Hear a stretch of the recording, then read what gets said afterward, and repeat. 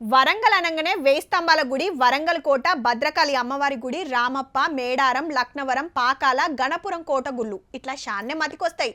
పాత వరంగల్ జిల్లాల చూడాల్సిన టూరిస్టు జాగలు, గుళ్ళు, గోపురాలు, వెనకటి కట్టడాలు బొచ్చెడున్నాయి. వరంగల్కి పోతే ఇన్నొద్దులు ఇవే చూస్తోళ్ళు. ఇక ఈ కాంచెలి గిది సుత చూడొచ్చు.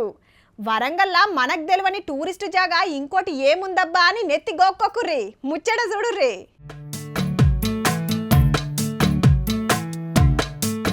హన్మకొండ నట్ట నడుమిట్లా ఏమన్నున్నదా బంగ్లా? చుట్టూ పచ్చని చెట్లు, ఆడాడ కాకతీయుల శిల్పాలు, కోలను. ఆడ దినం తిరిగేటోళ్ళకు సుధా తెలియకుండొచ్చు గింత సక్కటి బంగులు ఏడుందో.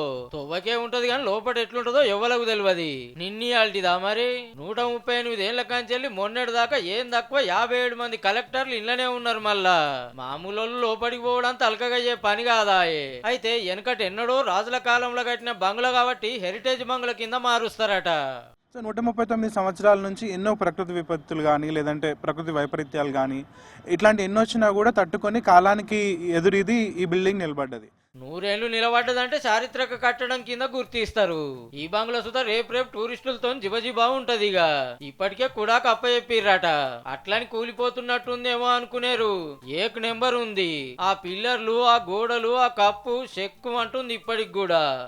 సెంటర్ ఆఫ్ అట్రాక్షన్ ఇటు కాజ్పేట, హనంకొండ, వరంగల్ కి సెంటర్ ఉన్నది కాబట్టి ఇక్కడ విశాలమైన ప్లేస్ ఉన్నది. ఇప్పుడు ఇందులో ఆల్రెడీ కొన్ని కాకతీయులకు సంబంధించిన విధులాలు అవన్నీ కూడా ఇక్కడ డిస్ప్లే చేశారు. 15 ఎకరాల్లో పచ్చని చెట్ల నడమ ఏక్ నెంబర్ సౌలతులతో ఉండే ఈ బంగ్లాల అప్పట్లో దయ్యం తిరుగుతుందని ప్రచారం అయింది. కుద్దప్పటి కలెక్టర్ ఆమ్రపాలి మేడమే చెప్పిందో మల్క.